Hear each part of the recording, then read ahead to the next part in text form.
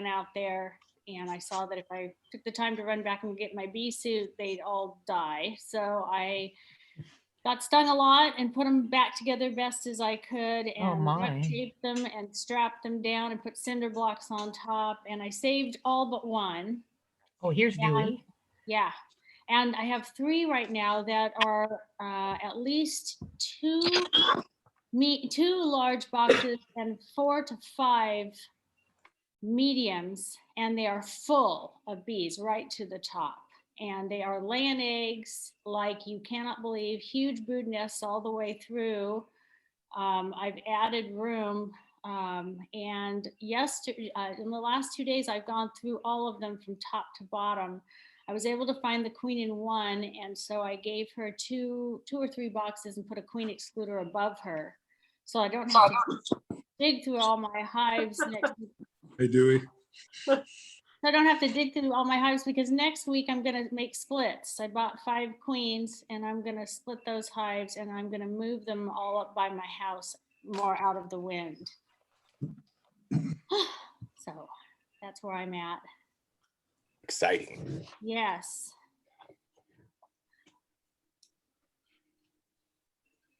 Eric, did I see you caught a swarm, what, yesterday or something? 1:30 today. Oh, it was today. Nice. Yeah, I just went and I put the nuke in the apiary, and then I just went and set up a deep, put it in one of my WBC hives, and I opened it up, and it's so, I mean, 5 pounds of bees, maybe, like they didn't fit in the nuke. Wow. Yeah, so they're in a deep now, and they've got drawn comb and resources and feeding them, and yeah, it was a really nice swarm. That's great. That was a hard one to give up, Eric. Where did you catch it? I'm glad you got it. Of work stuff, and I just dropped everything. Eric, did somebody call you directly, or did some of your network? Yeah, somebody went into HCBA and found my name and called me from the website. Oh, good. Yeah. It's pretty cool when it's in a kind of populated area. You know, you get to do some education and talk bees with people. I got a swarm there last year there at the plaza, just around the corner there. And I wonder if there's a beekeeper around there somewhere. Oh, they're all over there. Yeah, they're gonna be bummed though. That's a big swarm to leave their hive. Yeah. My neighbor called me last late summer, and they had a what they thought was a swarm in their electrical box outside their house. And I went out there, and it was the day that was so dark because of all the smoke from the fires.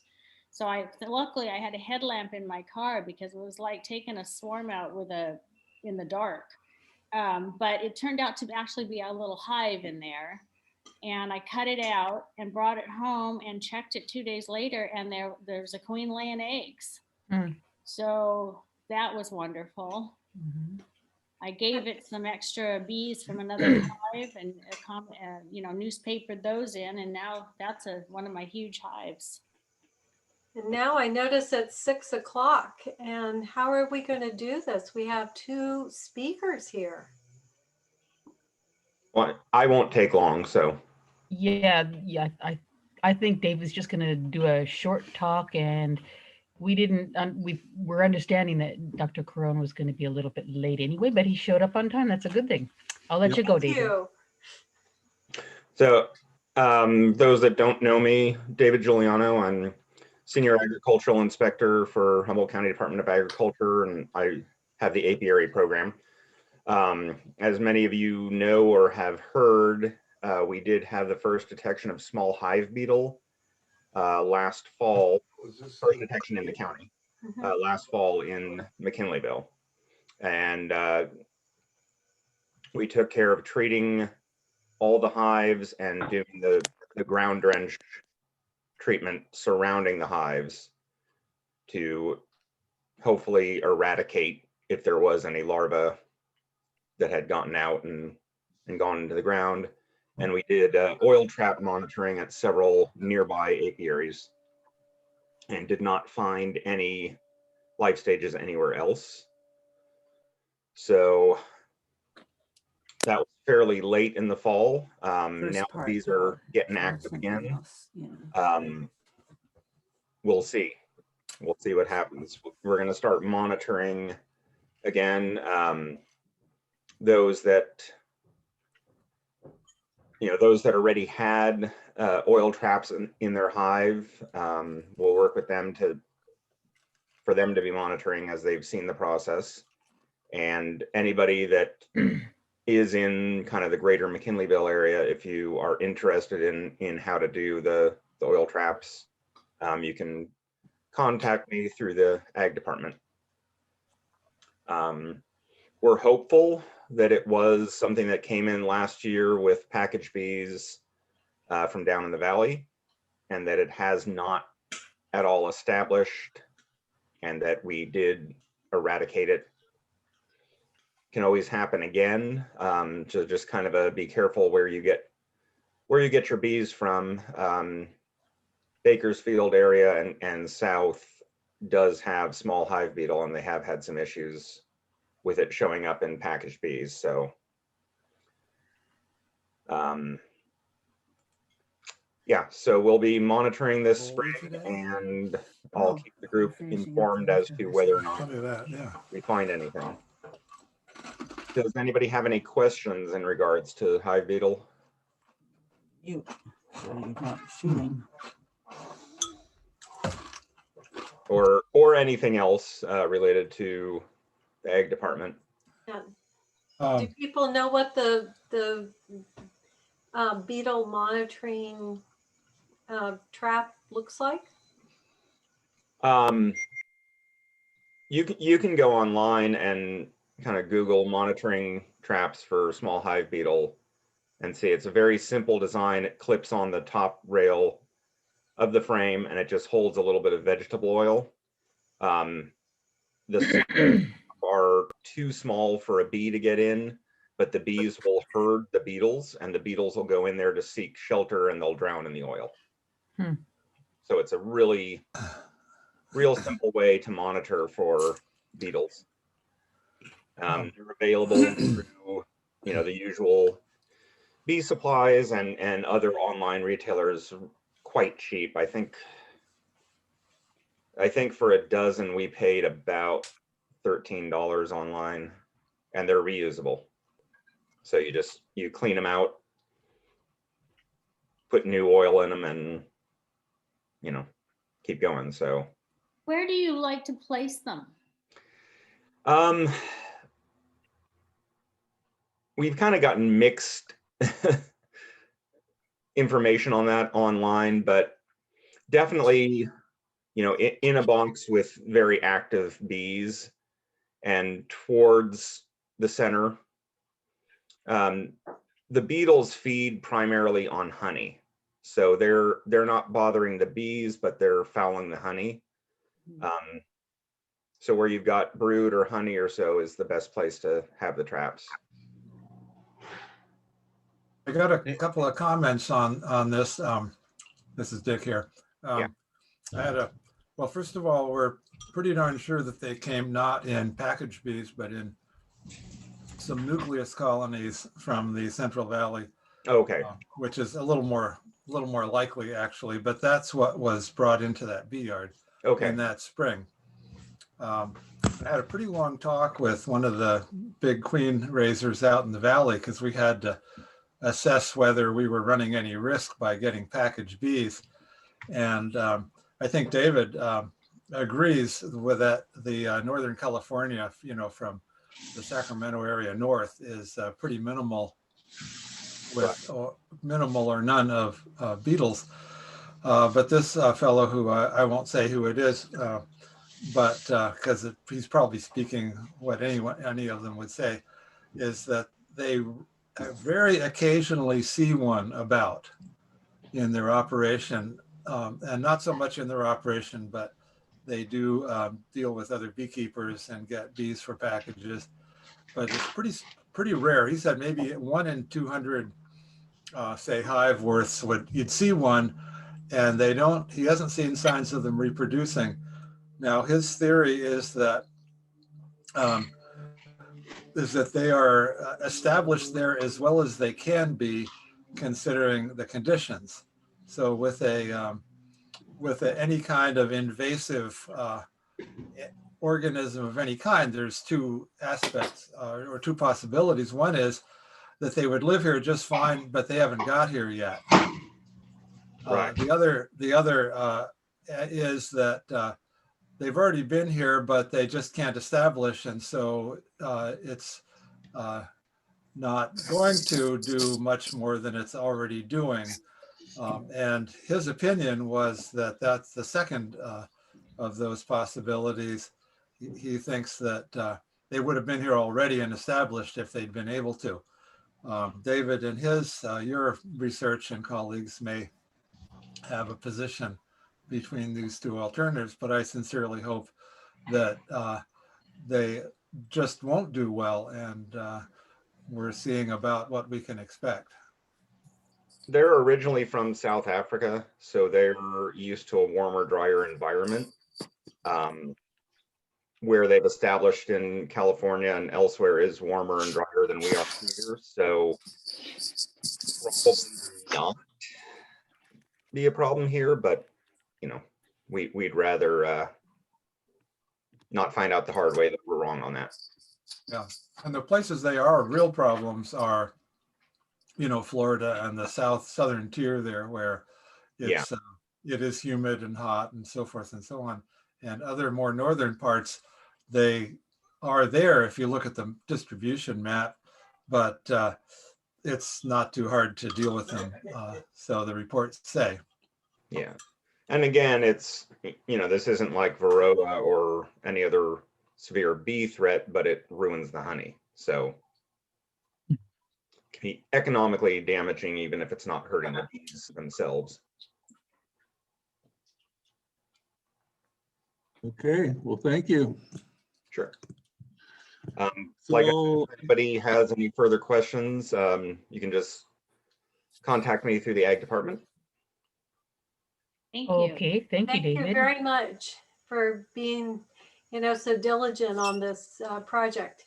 And thank you everyone who's from the bee community who's helped and participated in monitoring and all. Absolutely. John, would you introduce Dr. Caron? Be my pleasure. But before I actually do that, and turn it over to Dr. Dewey Caron, I want to tell you a little bit about this very accomplished man and how tonight's program kind of came together in a really odd way. Back in December and January, the board was meeting in strategy sessions, and one of those meetings involved trying to line out our speakers for the year. And Dr. Caron's name came up, and it was like, yeah, let's try to get him. Who's going to do it? John, you do it. So I went through a few people, found his email, and I sent him an email. And I never heard back, and I never heard back, and I never heard back. And I thought, well, you know, he's a big shot. He's not going to mess around with us, you know. And I knew he went to South America every year. He keeps Africanized bees down there, so that'd be a good topic sometime also. And then in our March meeting, they decided, well, we really need this swarm lecture.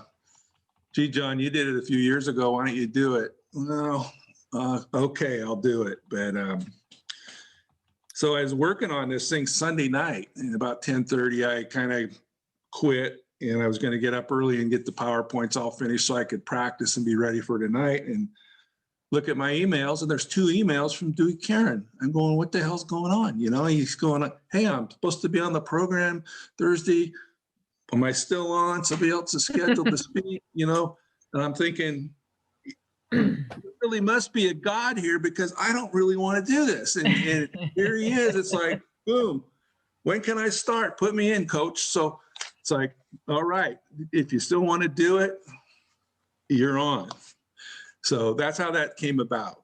So anyway, if you've been in beekeeping for very long at all, you've run across Dewey Caron's name. You see he writes, forwards to books. He's written over 100 refereed, or I guess it's like refereed articles, which means that he submits them to scientific journal, and then the editor farms them out to these other experts, and they look at it and decide whether, yeah, what he's saying is legitimate. So he's done a lot of things. And I think everybody, if you don't have this book, you should have it, because I think it's one of the best books on the market. It's called Honeybee Biology and Beekeeping. And I don't know if you can see that, but that's a textbook that I think everybody should have, and far and away one of the best books out there. But he's written at least 10 textbooks. The latest one is called the Complete Bee Textbook. Is that right? Yep. And then Bee Handbook, Complete Bee Handbook. Okay. And it's published by Rockridge Press, and it just came out last year in 2020. But besides that textbook, I think the other thing that I recommend to a lot of beekeepers when you look at questions about varroa mites comes from something that he was the primary author on, called The Tools for Varroa Management, that the Honeybee Health Coalition, I guess you call it, publishes, but it's on their website. It's free download. It's kind of a real important document that you should all download and read, because it tells you how to approach varroa. And a lot of the questions that keep coming up over and over and over again can be answered just by reading through that. But if you don't have it, get it and read it. There's many contributions that Dr. Caron has made to the literature and beekeeping and beekeepers.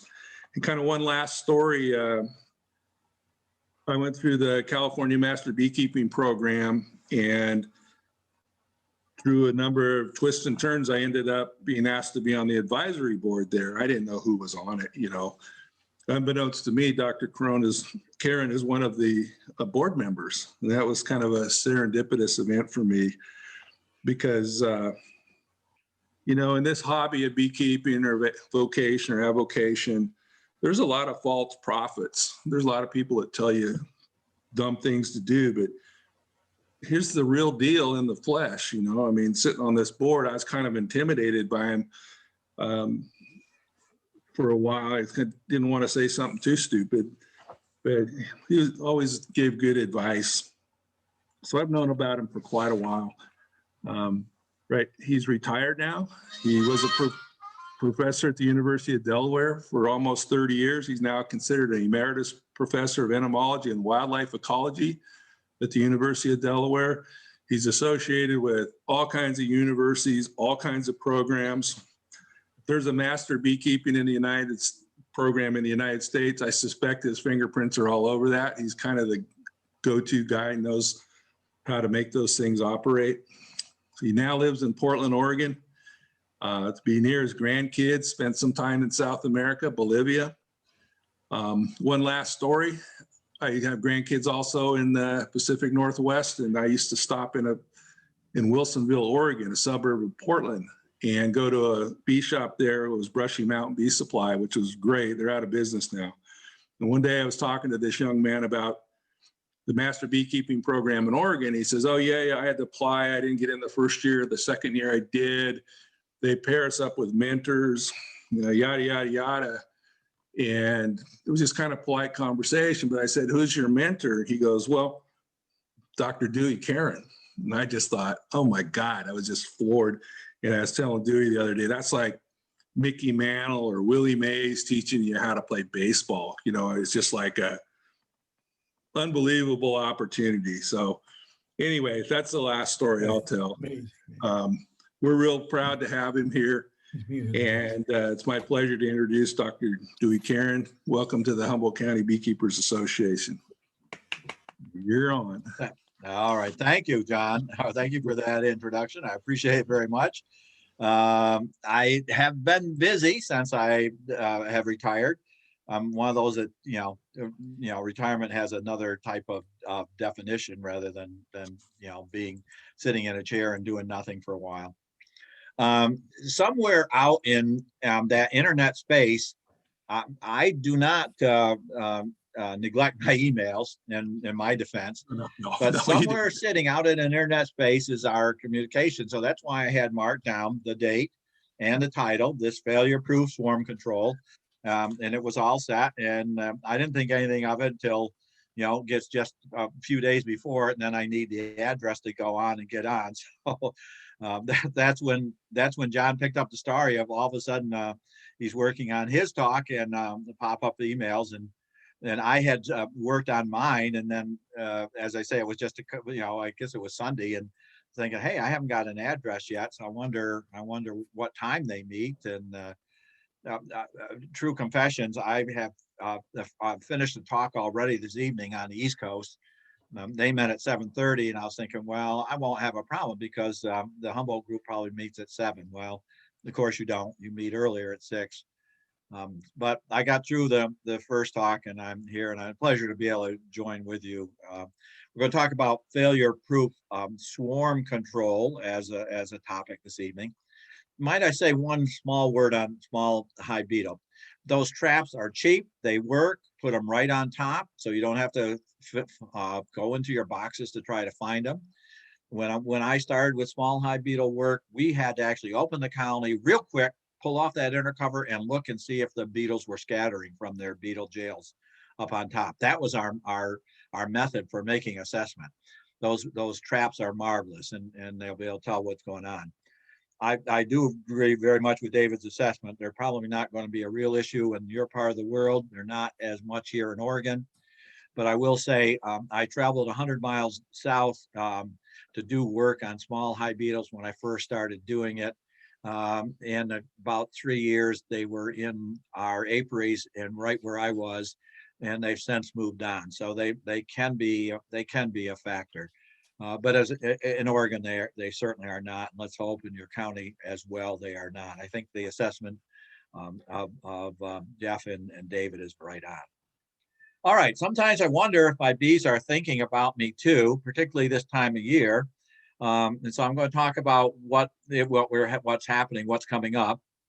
Someone said earlier that they had captured a swarm. We haven't had any up here, but it's early spring. And every year, of course, there's a whole renewal that goes on in a colony. The bees, when it's cold and rainy, gets down to freezing at night, are in a cluster. They need to get out every once in a while to get rid of the sick bees. They leave their home and get cleansing flights. But after the roughly New Year's Eve parties, they start building up. They're looking at day length. That's how they're measuring that spring is coming. Even though the outside temperatures may not say that. And one of the ways that they start to build up is the queen starts increasing egg laying. The worker population is getting older and older by the day, but the way the colony is going to turn around is when they get this new bees that could replace the old bees so that they can have more of a balanced population. It's very much unbalanced in the spring. The kicker for all of this, the thing that starts it all off, is pollen. So when the bees can fly, they will get pollen, and that is like an electrifying message that goes right through the colony that spring is here. It's time to get started, time to ramp up, start our new activities. In our early management in spring, we're looking at perhaps doing some emergency feed for colonies that are light, and when we heft them or looking on the top. And then in some colonies, we want to stimulate them. Colonies that are not as strong, colonies that we want to get some production from. If any of the members are moving colonies to almonds, some of the larger beekeepers, they have to stimulate. We might want to supplement that pollen because they can't fly every day to get it with pollen patty. You have to be a little bit careful though with that because what you wish for, a stronger colony, can develop if you're going ahead and stimulate them. We like to clean those bottom boards because that's a real mess.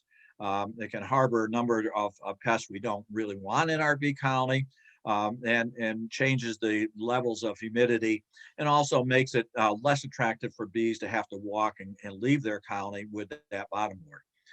Two very early spring activities that we should be involved in is picking up our dead outs and determining the strength of survivors.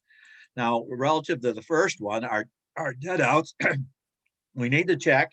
Once we get roughly above 50 degrees, we can see if there's some flight going on.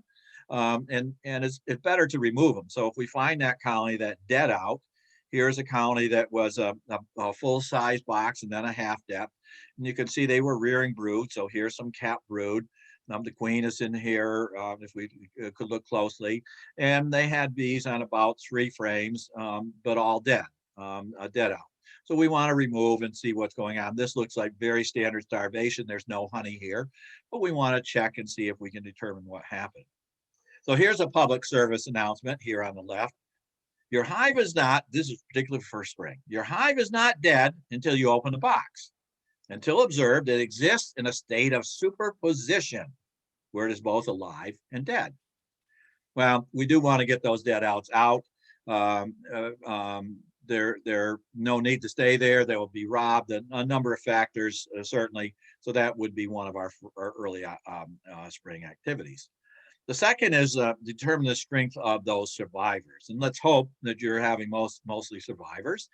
But we're finding in backyard beekeepers losing about double the loss of our commercial beekeepers year after year after year is very common. So it's not at all uncommon to have 40, half of the colony, 50% or more of the backyard beekeepers to be lost. Commercials are mostly keeping that number under 20% unless they get into a particular situation or particular year. So determine the strength of the survivor. And I'd like to invoke the Goldilocks principle here. You remember the story, Goldilocks, she went into the forest and went into the home of the 3 bears. And she found 3 bowls of porridge, and one was too hot, one was too cold, and one was just right. She sat in a chair and she found the one that was just right. And then she got tired to lay down. So she went in, one bed was too hard and one was too soft, and one was just right, and she fell asleep. Well, the Goldilocks principle as applies to bees is when we open up our colonies in the spring, we have some that are just too weak. So here on the left, a colony that is barely a colony. It may not survive at all for the next month of our spring, particularly if we get a little bit of a cold spell, real cold nights. We have some colonies that are too strong, that are really filling the box out. Here they've eaten all their emergency sugar candy at the top. And then the Goldilocks colonies, the ones that are just right. They are in anywhere from 4 to 5 to 6 frames. They still have some winter emergency feed. There's honey on the frames. There's honey on the frames on the outside. There's some nice bee bread. And a little bit of a balanced population. It's still an old population, but a little bit of a balance. So what we then need to make with this determination is, well, that weak colony is going to stay a weak colony. They're not going to turn around very fast unless we have a very early spring. So we might have to feed, or we might have to boost them in some way. Give them some brood from another colony. For example, weaken a strong colony and give them some brood here. Here we've got some pollen on the colony, but too far away to do any good, actually, in this case. So boost them up. On the other hand, those big ones, those big, strong colonies in the spring, we may have to weaken. Not when we first make our first assessments, but if they're starting strong, they're only going to get stronger unless they have some sort of a thing that happens, such as a queen event, and that's our topic for tonight. How are we going to look in terms of weakening those colonies?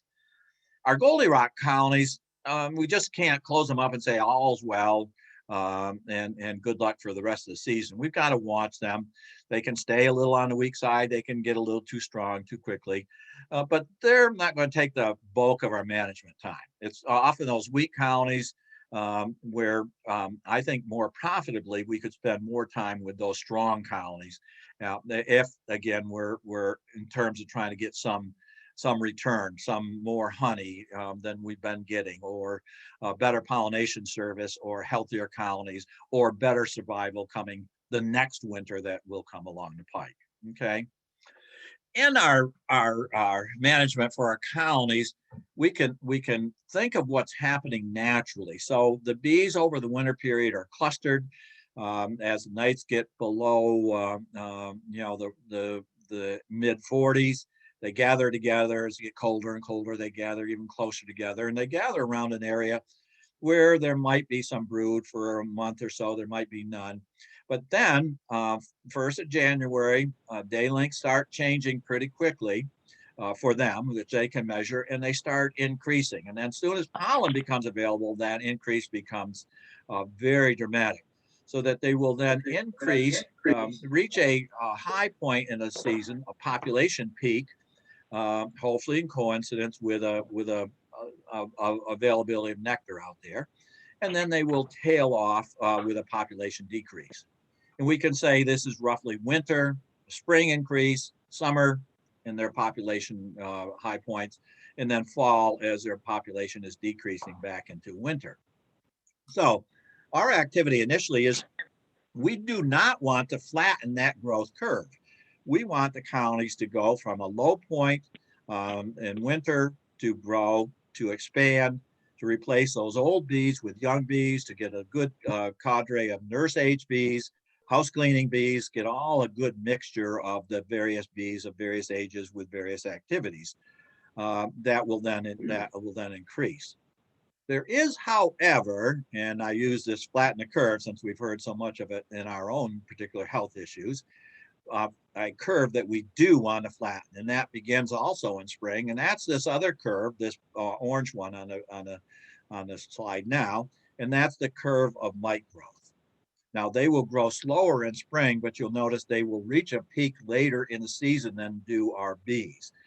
That curve we very much want to flatten so that it's, one, not as high in the fall when our bees are smaller in number and not able to fend off the mites as easily, but also for our own control measures. So we want to think about flattening that curve. We don't necessarily need to do it this month in April, but we certainly do need to be thinking about it in May as our numbers may start to build up.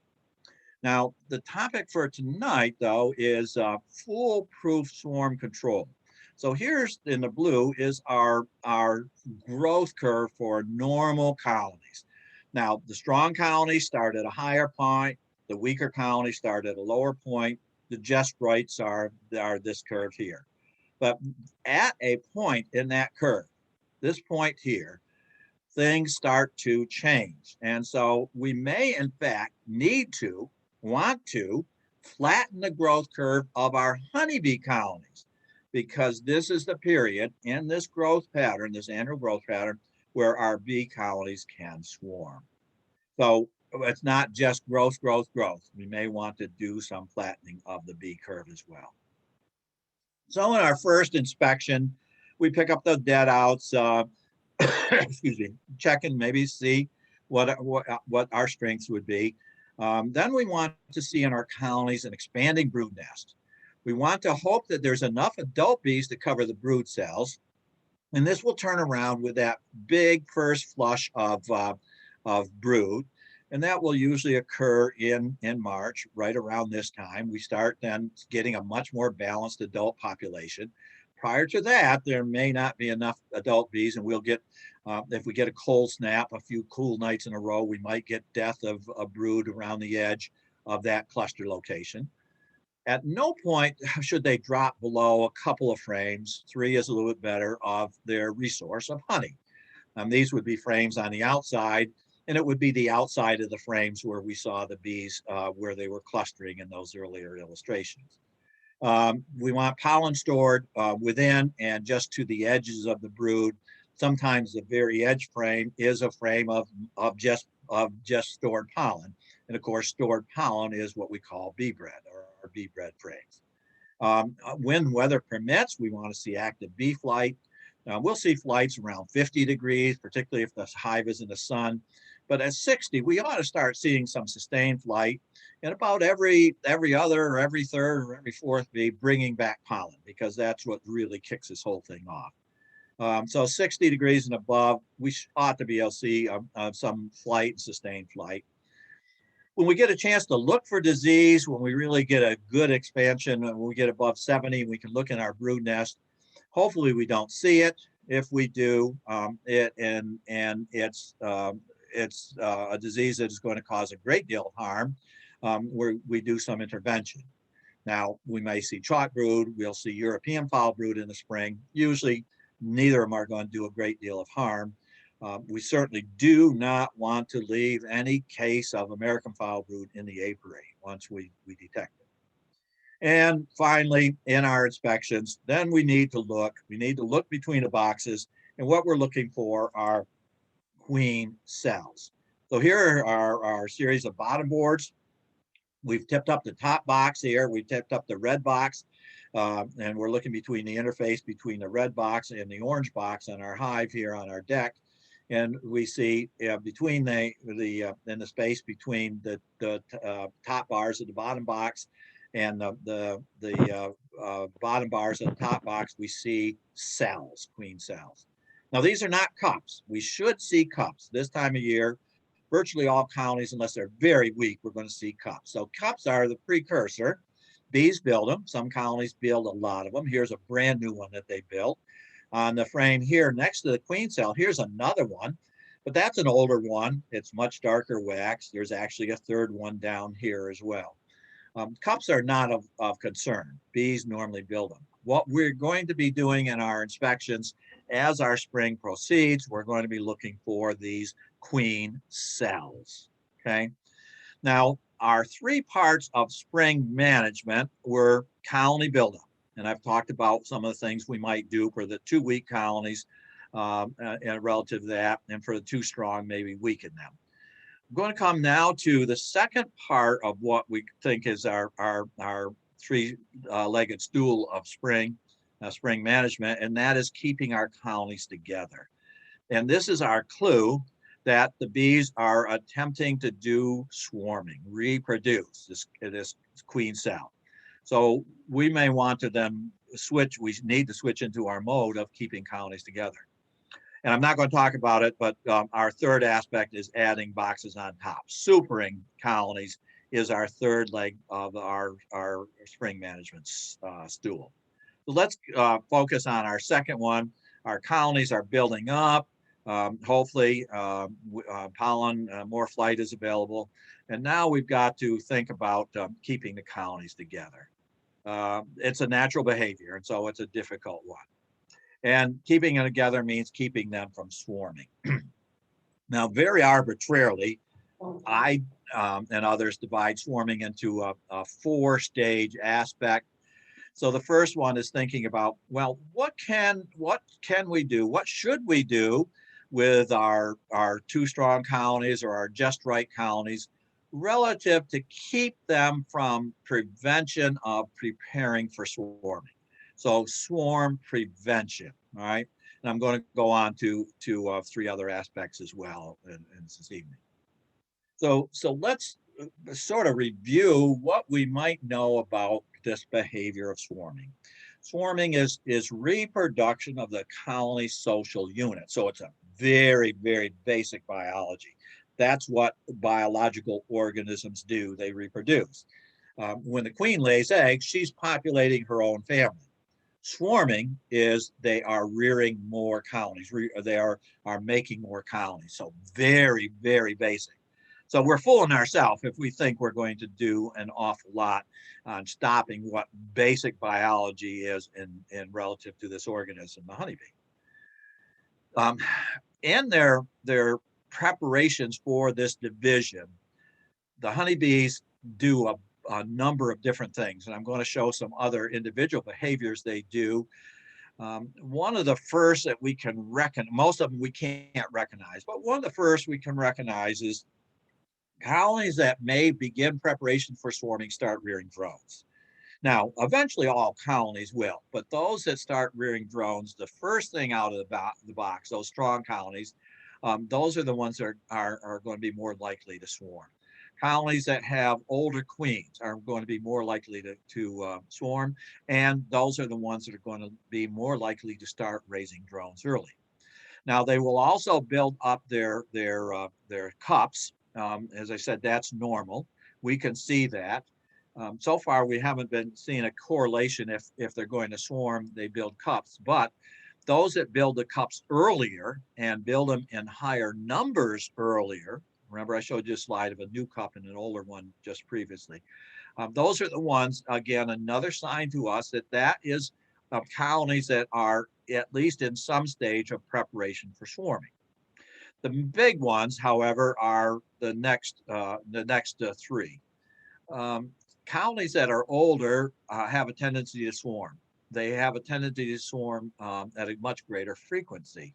And it has to do with the amount of the essential pheromone, the social glue that holds a whole colony together, the pheromone from the queen that we call queen substance. This is her mandibular pheromone. It has a whole series of different chemical compounds. And we know she must produce enough to be able to supply her entire population of worker bees with some of this chemical, okay? All of her bees are chemically addicted to her, and they must get this on a daily basis from her. Older queens just are not able to keep up with the amount of queen substance. That's the reason why they will tend to swarm a little bit higher. So we can know the age of the queen, and one of the best things we can do in terms of not having a colony swarm on us is requeen the fall before, because then that's going to be a new, younger age queen. The genetics of the swarming tendency of various stocks vary a great deal, as does the time of year when they may swarm. So I go to Bolivia, I keep Africanized honeybees there, and in those colonies, they swarm much, much more rapidly in that growth phase than do our Italian bees, our European bees, much more rapidly. Our European bees swarm almost at the end of their growth, of the spring growth. Africanized bees swarm at the beginning of that spring growth. Another major factor that is one of those factors in swarming is the distribution of that magic ingredient from the queen, that pheromone that all the workers must get a little bit of each day. Distribution is inhibited because where it has to be developed from is of course, it's developed from the queen, and that is taken by the workers from the queen and then distributed to all their sisters. Well, if there is congestion in Action Central here being the brood area, then that amount that she's producing is not getting distributed effectively, efficiently through all of the bees that must get their amount. That congestion, what we determine congestion in the area of wearing brood, interferes with the distribution of the queen substance, irregardless if she has enough or not. That is a major factor. And where some of us go wrong in thinking we're going to do something about swarming is this is where the brood is being reared, not in the whole boxes, not on how many boxes you got in there. It's where the bees are and where particularly they are rearing the brood. That's Action Central, and that's where the chemical has to go, because that's where all the bees are. And if there is not getting distributed, then that's a major factor in the bees beginning their preparations to leave to swarm. Now, in some management systems, if you keep bees in one single box, for example, you keep that's where the box for bees, that space for the incoming nectar, not initially because pollen comes in initially, but as nectar starts coming in from things such as redwood, things such as dandelion, for example, as those good nectar sources start coming into bloom, bees have to put it somewhere. And if they don't have enough room, they put it where the queen could lay eggs. Then that feedback, then that interfering with the congestion, and then not enough queen substance getting around. So these all are feedback systems. So one of the other factors is space available. And then there's a seasonal and environmental overlap on all of this. Factors that we don't understand how early that pollen comes in available, how much pollen is available, when the nectar starts coming in the spring, how large the population might get because of nighttime temperatures, all these variables that make beekeeping such a marvelous challenge for us in trying to figure out in individual colonies what's going on, and then collectively what kind of managements we need to be doing with our colonies. So swarming is a spring factor, okay? It happens in the springtime. This is a pretty complicated graph, and I invite you to go out to use your search engine and look up this material. This is by Grozinger, Grozinger, Grozinger, and the year is 2014 from Penn State. This shows swarming and the preparations, and that's what I've circled in this first big circle here, the first very oval, and then what happens in the biology of swarming. So if you don't know or you're unfamiliar with all of the details, look this up. You'll find this a wealth of very good information. My purpose of putting it on tonight is to say, notice these things here in blue and those here in black below the line. This is a line that talks about preparations. So these are preparations by bees in their hives of getting ready to do the swarming exodus, when the bees actually leave. And we can put times on some of these things, okay? For example, we find that there is a reduction in brood production in colonies that are doing preparations for swarming. And we can actually see this reduction 7 days before the swarm actually leaves. We find workers that are engorging. They're getting more, keeping more food in their honey stomachs. This begins as early as 10 days prior to the exodus. We find that there is this beginning of the rearing of queens. This begins up to 14 days before the bees even leave their home. I point this out because all of this illustrates that swarming just doesn't happen, bing, just like that. Well, tomorrow we're going to swarm. No, they've been preparing up to 2 weeks with increasing amounts of preparations up to the actual point of the exodus. So it's a huge number of things that are occurring, that are going on in colonies. You get then, of course, the queen, the mom, the original queen is the queen that leaves with the primary swarm, the first exodus. So she has to be the flight worthy. And so the bees up to 14 days start making her less able to continue her heavy weight. They start vibrating on the queen. They start moving her around. They start feeding her less. And of course, that then leads to this aspect of not enough chemical getting to everyone, so that every bee gets on the page that we're getting ready to go, and it's going to occur in a couple of weeks. It's going to occur maybe in 10 days. It's going to occur in only a week now. They're all locked into this, and they know what is going on in their colony. So these preparations are very extensive. Our issue, the problem we have, is most of these things are pretty subtle measurements. Unless you are actually doing some measurements, you would not see any of this until they start the queen rearing. Yes, we can see the beginning of a drone, so we can see more cups being built, but a lot of colonies do that. But when they get to the point where they start mass rearing more replacement queens, in other words, rearing queens while mom is still present, then things get pretty serious, and so these dominoes start falling, and all of these things start occurring. So it's a behavior that is really, really locked into bees. And that's why I also say that it's not something that we can it's a bunch of keys that are falling into place, as you're unlocking your door, the cylinders fall into place. They're falling in place for this colony.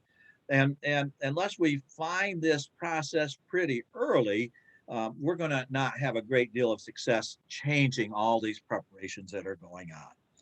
So when I talk about swarming, I indicated it was spring.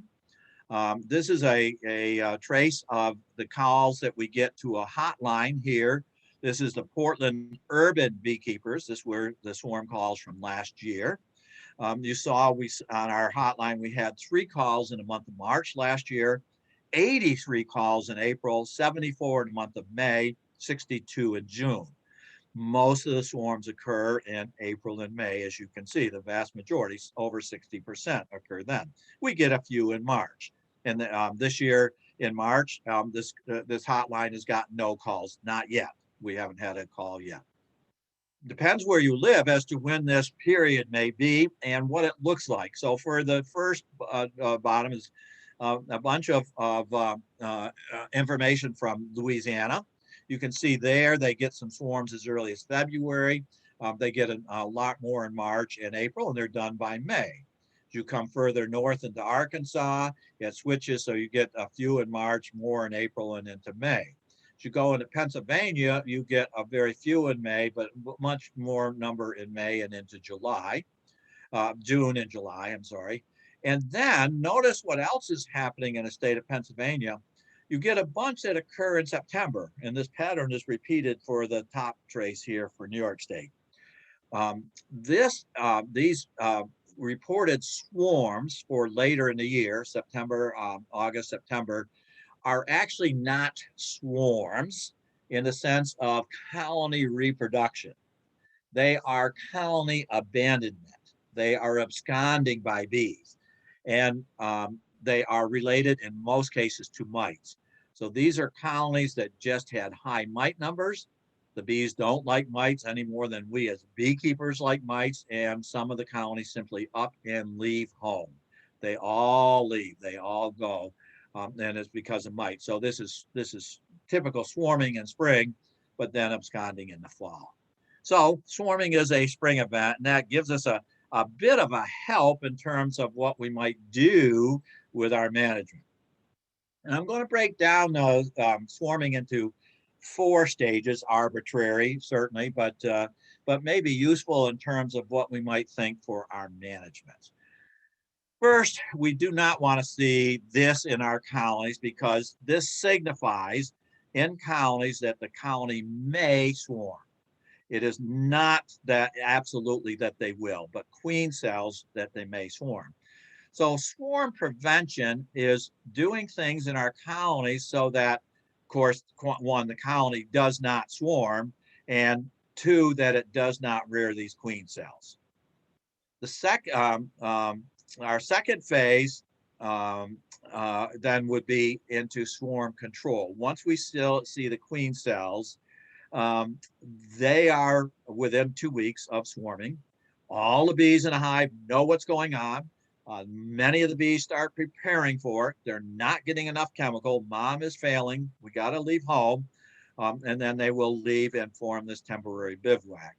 So swarm prevention, what are some of the things that we might think of in terms of swarm prevention? I'm sorry. Okay. Those are those things that I mentioned earlier.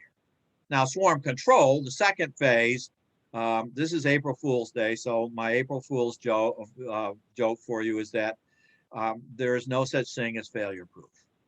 If you haven't figured that out by now with your bees, eventually it'll come across. Okay. So April Fool's Day joke, there's no such thing as my title. There's no such thing as failure proof. But there are some things that we can do in terms of control. So let's dig down into control a little bit. I talk about swarm control as really related to 3 steps, 3 things that you need to do when you see the developing queen cells. Again, not absolute that this colony is going to swarm, but by and large, the bees at least are preparing to do so. And if we ignore this signal, the one major sign we're getting, then we do so at the risk of their swarming. So what are those 3 steps? 1, remove those cells, remove those developing queen cells. Now on this bottom of the frame, we see 1, 2, 3, 4, 5, 6 developing queen cells. The colony can have 20 or more developing queen cells, and they not all started the same day, the same time.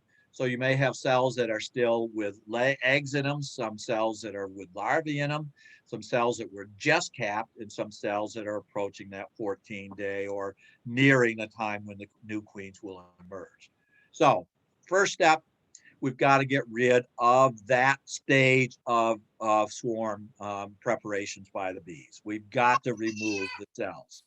And clearly all the cells, not just these 6 that we see on the bottom of this frame, but on other frames where they may have them, up on the side of the frames, up on the tops of the frames, on the face of the frames, in where their frame is broken, and there's a bunch of extra comb here where the cells are. We got to remove all of them. Step 2, we've got to go into Action Central, into the brood area, and open it up. We've got to spread things out or take things away, such as the frames of brood, and get them out of the colony where we're seeing these cells. Now we can do the two things. We can remove this frame entirely, take it right out of this box. So that removes the cells, and since we took a frame right out of the middle of the brood, we are opening the brood area. Now we can't leave an open space, so we can put a frame back in there, a foundation frame, a drawn frame. In some cases, one is better than the other. Depends on a bit on some of the conditions. So remove cells, open the brood area, and then it's not one and done. So the third step is that you've got to come back and redo if the bees are starting more queen cells after you've done this and you've opened up the brood area. You've got to come back. In some cases, in some seasons, 7-day intervals are too late. 5-day intervals are better. So if you're an every Saturday morning beekeeper, you may have a colony swarm on you in the interim because that's, you didn't get it back to them before 7 days. It's not one and done. Remove cells, open the brood area, and repeat. So in our look in terms of, okay, here's our strong colony. We open up this box, this white box, tip it up. We look, are there queen cells on the bottom bars? We then do the same with the orange box. We lift it up, just tip it up, look on the bottom bars. Are there queen cells there? We don't need to do this down here with this last box because the blue box here at the very bottom. Let me go back. Come on here. I'm sorry. Excuse me. For some reason, it wants to jump off of here. Okay. Let me go back to that. We'll get these in a minute. And one more. Finally. So you don't need to look at the blue box here at the bottom, simply because that's near the entrance, and maybe just a walk through all the Action Central, the brood areas here. But these are the bottom bars. So we look, and if we see them, then what we have to do is we have to go through frame by frame by frame, because we must remove all cells. And then opening the brood area, there's a number of ways to do it. So let's look at here. What can we do in terms of opening the brood area? There probably are conservatively 100 ways to do this, 100 different variations of some managements. But we can kind of lump them all together, depending on who you look at or what YouTube you look at. You can slice and dice for 2 or 3 or 4 or 5, but I've listed 4 here of things that we can do. One is we can split the colony. That colony that has those cells, we can split the colony, and as we're doing so, we're going to destroy the cells. We can split the colony because we are then removing the adults and walking away with some of the frames of brood. We can do this by what we're going to call a walk-away split, or one of our refined methods. And as you saw, I'm going to talk about these in the next couple slides. A second broad category of what we can do is just remove some of the brood frames. Remember, congestion, Action Central, getting rid of brood in the colony that's raising the queen cells after we've killed the queen cells. By getting rid of brood, we're going to weaken that colony, and then the amount of substance that the queen has can get passed around to everyone, and everyone's now back on the same page. Oh, things are okay. We're still strong, but I'm getting enough from my queen, and we're not going to raise any more queen cells. They just stop the process. A third is that we can keep our colonies strong and powerful by separating into 2 parts our brood area, so that we have one part that is with the mom, with the queen, the bigger of the parts. And then we're going to make a second brood area with the young nurse age bees above it. And then we're going to have some equipment in between the two, and we're going to let the top box rear their own new queen. And so we essentially have what amounts to a 2-queen colony. So we have queen mom below with most of the brood, and then new developing queen above, new queen or developing queen above with some sort of a separation. A fourth, a few people have some success with it, others don't.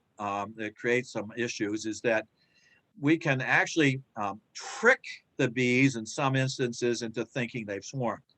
So if we go into our colony, we see the cells, the developing queen cells, we can come to that colony and shake every last living bee out of the colony, or virtually every last bee out of the colony, just shake them out, shake them onto the ground, and take the boxes that they were living in away from them and put back in its place boxes of foundation, 1 or 2.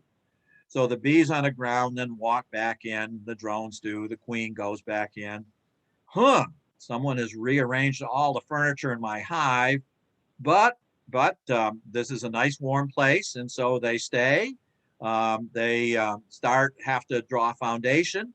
So there's no place for the queen to lay an egg in any cup. So they're into a whole new mode of operation. They've got to draw a foundation. They don't have any choice. There's no cells. They got to draw a foundation to store that nectar, to have a place for the queen to lay eggs. And so you basically have tricked or fooled the bees into doing their division. Why one of the issues and why not more people don't do it is you now have all these frames of brood that you took away. Okay, you got to do something with them. You can let them freeze to death or starve, but that's not responsible beekeeping. So you've got to have some place to put all that stuff that you took away, and it doesn't always work. They get back home, they start drawing foundation, and in a week they have all these cells. They start drawing cups, and the queen lays eggs now. So they start all over. So again, this is not a one and done. But some people like this as an effort to try to, at this point, to reduce the amount of swarming or control the swarming. So let's spend a little time looking at, not a little time, but a couple more slides, looking at what we can do in terms of, we see queen cells, how can we open up the brood area and do it in a planned way, in a reasonable way, okay? Well, the first one I mentioned is we can split the colony. The most unrefined way is simply to walk away. You got your bees in 2 boxes. The red here signifies brood. This is a strong colony. This colony has 16 brood on 16 frames. And it's going to be roughly a big beach ball size. These are the types of colonies that will raise queen cells, because one little queen laying eggs in all of this, she has to have enough queen substance to go through all of these bees to feed all of the bees that are taking care of all of this brood. So yes, this is a prime colony to swarm. So we split the 2 boxes, and we look here on the bottom bar of the top box, and we see queen cells, developing queen cells. Oh my gosh. So what am I going to do? Well, a very unrefined split, but can be very effective, is simply to split the 2 boxes and walk away with one of them. So take the top box off, walk away with it, put a bottom bar on it, a bottom box, a bottom board, and a cover on it, okay? And then move your cover down to the 1 box. So you have a 1 box of bees and 1 box of bees, all right? You can do this early in the AM. The bees don't know what's happening that day. They haven't organized that day. You can hit them like shock troopers. You're in, you're out. You just walk away with it. They don't even know what's happened. So that to help avoid the bees going back from the queenless portion, you turn the entrance of the split 180 degrees.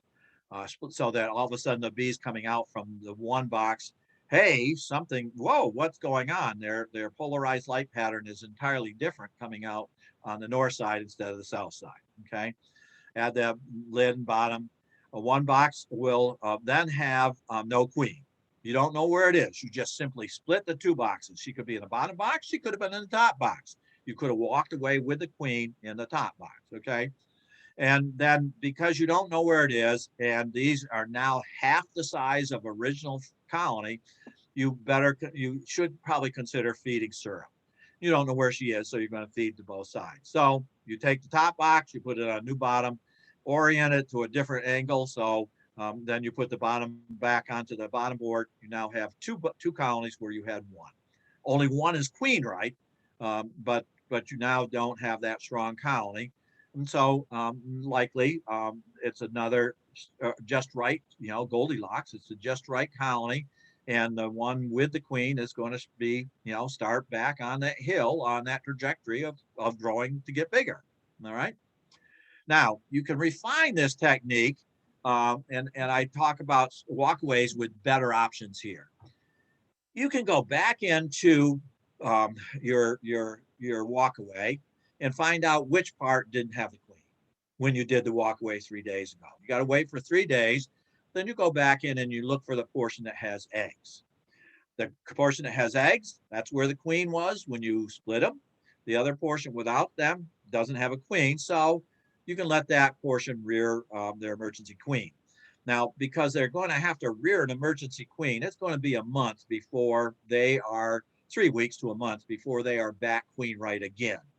So that means in that situation, bees are going to wander away. They're going to find a stronger hive and drift over to a stronger hive. You're going to have bees getting older and older and older. The brood is going to hatch out. There's no queen laying eggs, so no replacement brood. Bees get bored, etc. So this split, the one without the queen, they get pretty restless, and a lot of bees will wander away. So you may then need to bolster that part, that split. So to help avoid that, what if at the time that you do the split, you got a queen in a cage in your pocket? You knew you were going to have to split sometime in April in your apiary, because that's when you see your first swarms.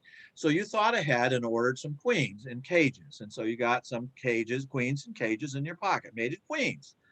Well, you could put a mated queen in both boxes the day that you do the split. Okay, let the bees chew the queen out. The queen caged in the portion that has the queen, they're not going to let her come out and challenge their mom.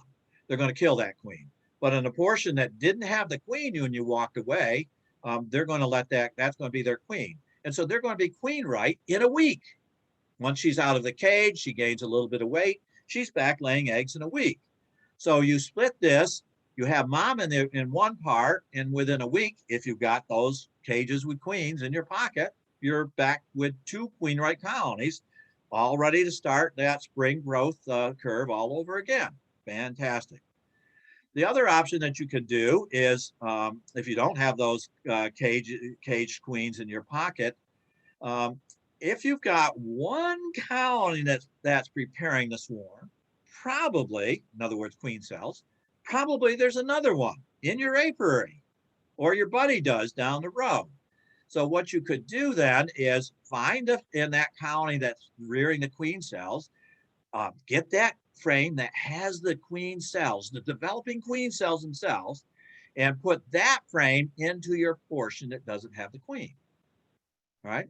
So they now will hatch a queen within just a couple of days. If it's a cap queen cell, she will go out and mate. And so in a period of a couple of weeks, you'll have 2 queen-right colonies. The original one with mom in your split that was originally without the queen, the portion without the queen, that you gave the queen cells.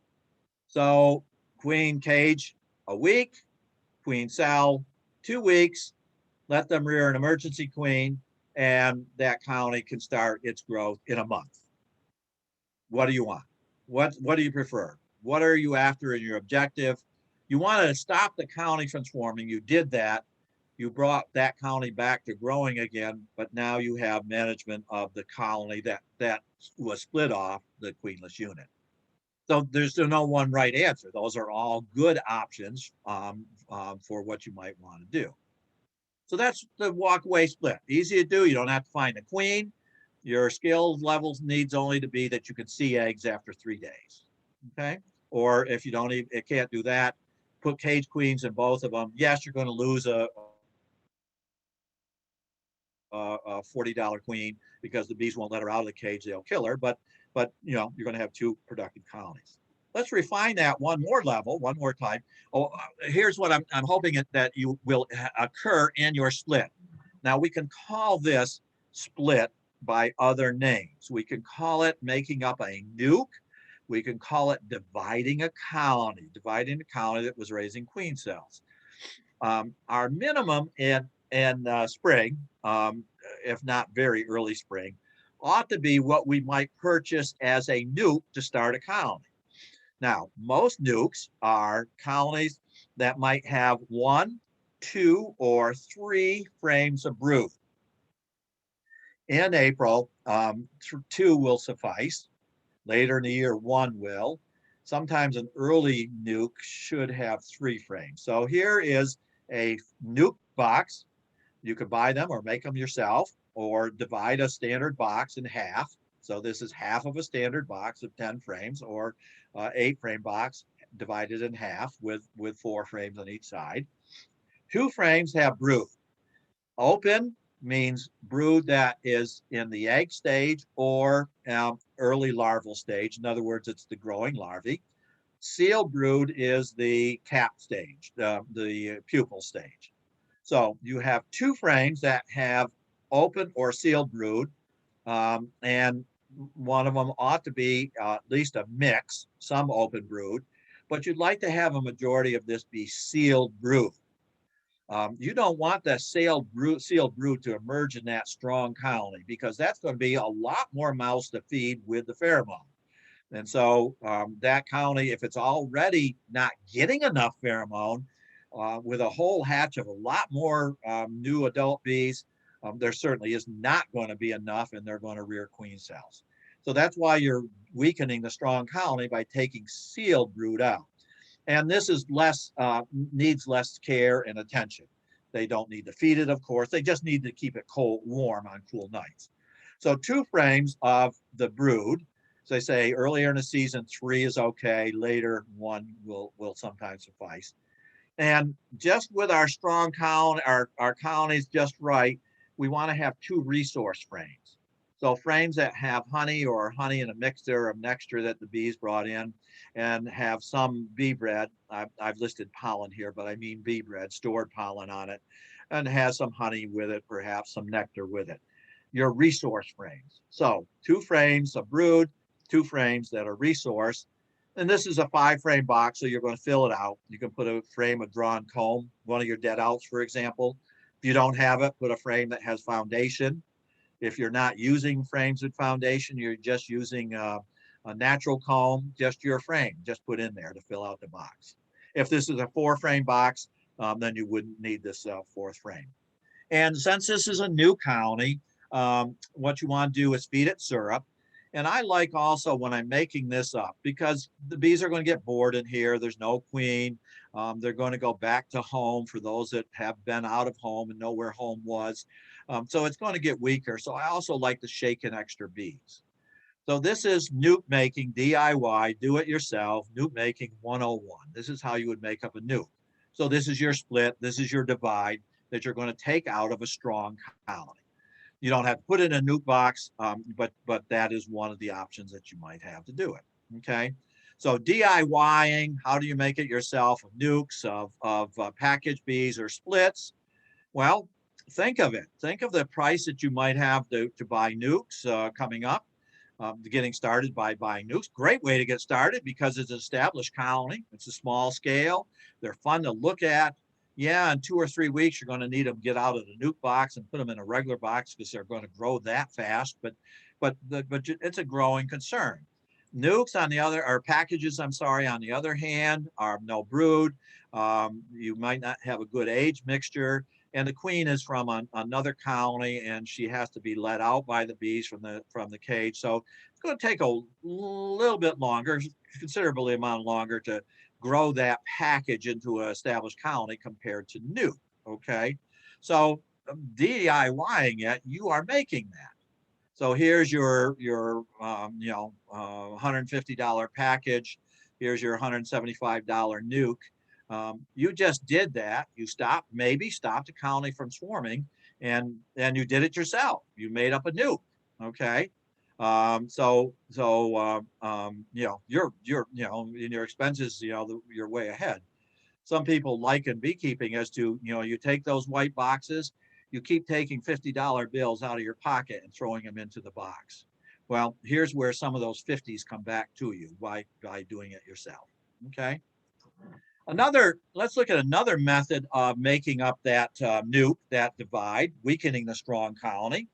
And that is by a rough method we can call shaking bees. This is part one. Your two boxes together, you take and walk away with top box. But now you just walk 2 steps away, you set it down. Now you take out every frame individually from the box that you separated, and you shake all the bees off the frame, shake and brush back into the one box, okay? If you have a chance to look for the queen and find her, fine, gently move her off. But if you don't see her, you're going to shake her back. So after a result of about 5-10 minutes of pretty intense bees in the air and excitement going on for them and for you, you now have a box really full of bees and the brood that was there, and a second box that has the brood, the honey, whatever, but no bees. Now put a queen excluder between the 2 boxes and put the box back on top. The box that you just shook all those bees out, put it back on top. Now, your advantage here, this is step 2. So your advantage here is you know where the queen is because she was in the bottom box or you shook her into the bottom box. And you know she's not in the top box. But by putting the queen excluder in here, the bees are not going to abandon that brood. So you're going to put the frames of brood back in the box, and the bees are going to walk through the queen, nurse age bees will walk through the queen excluder and join up above. So now you know where your queen is, and now you can do your walk away and knowing that you have box, the lower box that where the queen is, and now you can do something with the top box, okay? Now you don't have to take out those frames with all the queen cells. Leave them there because they can rear their own if you don't happen to have the queen in your pocket to put in there, pink queen in a cage. So now you have the queen cells, and if they're close to hatching, and so in 2 weeks, when you walk away with this colony will now start back up the hill. Most of the brood will emerge because the queen will not be there for a while. And you now have a colony that has a broodless period. And you now have in that colony the possibility to hit all those bees, those bees that emerge in the cells with oxalic acid. You can do an oxalic vaporization or a drizzle and really start a colony off with no mites.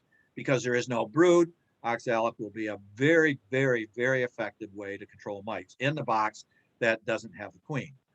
So this is a bit refined, a little bit more work. You got to have a queen excluder to do it, but it works. It really does work well because now you know where the queen is and you know the queenless portion. You can start doing something with it right away. Now, the same technique we can use to go to yet another level of making splits, but now it starts to get a little more complicated. Now we can go ahead, once the bees have walked through the queen excluder, take the queen excluder out and put in a double screen. In some situations, this is also called a Snell grove board. And what it is you're now going to separate your lower colony with the queen and the bees that didn't walk through that queen excluder. And in the top colony, you're now going to make it queen right by putting queen in a cage or letting them rear emergency queen, etc. So now you have a box, your 2 boxes, but now you have your 2 boxes, both that have queens in them. So a type of 2 queen system, queen in the bottom, queen in the top. In most cases, you're going to have to give an extra box. Now this is an 8-frame system here. So in the bottom box, we have 8 standard and a second 8 standard. Now we have a double screen and we have the nuke box on top. with a double screen.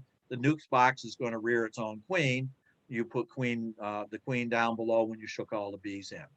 And then at some point, as you get right towards the nectar time, when the major flow comes, pull that double screen, just pull it right out. Yes, you're going to have a queen in this box and a queen in these boxes, but they'll duke it out. And you've got double the bees working for you to store honey. So you have to put some supers, minimum here, 25 supers on top. No, not quite that many. Couple, 3 supers, a minimum at least, because you got 2 queens in one box and they are going to store the resources.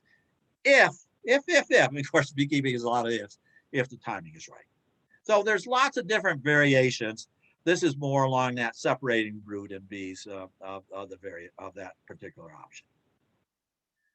So, failure-proof swarm control. Is there such a thing?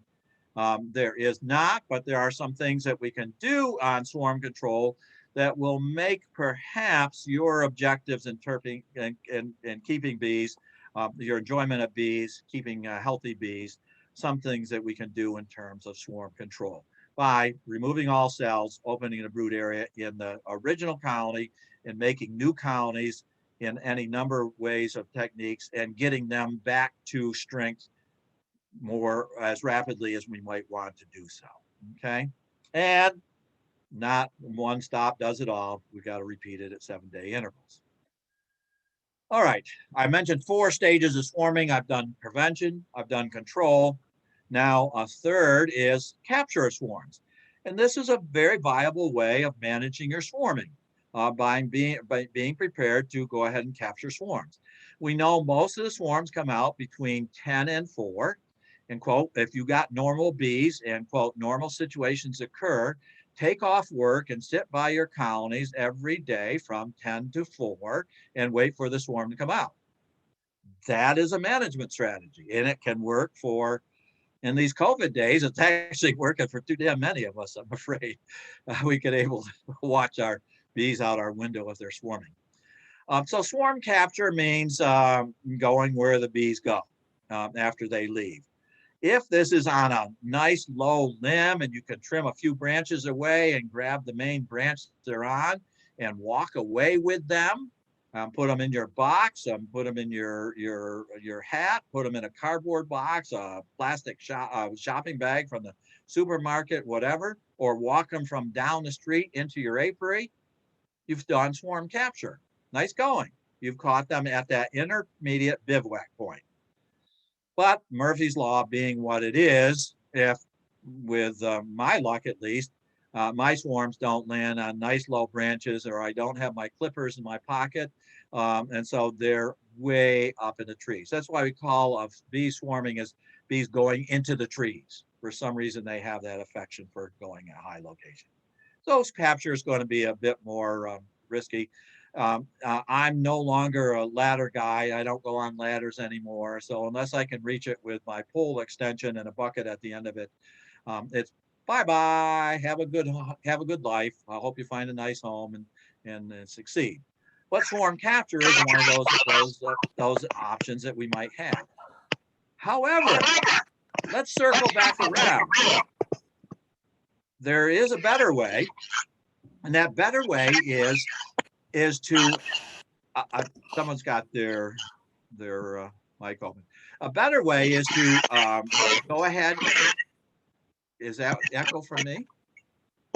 No, someone's got a mic open, giving some feedback here. Harvey needs to mute. I'm trying. It takes me that long too. Don't feel bad. There you go. Thank you, sir. A better way is instead of sitting and spending 10 to 4 every day, is let the bees come out, let them form their bivouac, but then bring them back home again by bringing them to a bait hive that we put out. Now, a bait hive is an attractive hive that hopefully is going to attract that swarm into our new home. That could be our newt box here on a post, for example. Here along the river, a number of swarms from across the river. There's a lot of good nectar sources here. The beekeeper that sets this up says that in the early season swarms, a newt box is not big enough for his swarms, because the early swarms come out of generally established colonies they can't all fit in a nuke box. So often he'll tack to this pole, he'll tack a full size box. Here's a beekeeper that's gone one extra step, really planning ahead. So he's made an arrangement to hold a flying laying, he calls them flying laying for Langstroth hives, to hoist a Langstroth hive about 12 to 15 feet high on one of the trees in his backyard that sort of sits off his deck. So when he's out here having his Mai Tais or his margaritas, he can look almost parallel with this entrance of this hive. And he's not harmed a tree. He's just strapped this holder here, and the holder holds a pulley here. And he's got the pulley with straps tied to the straps tied to the pulley. And he just braces it against a tree. Or not. It doesn't really swing in the breeze very much. And so he'll sit on his deck. If he sees a lot of bees coming and going, he can then lower this bag down to the ground. And he has now a brand new hive. He captured a swarm. Maybe not his own, maybe one from a bee tree or someone else's beehive, but whatever, he now has a new capture.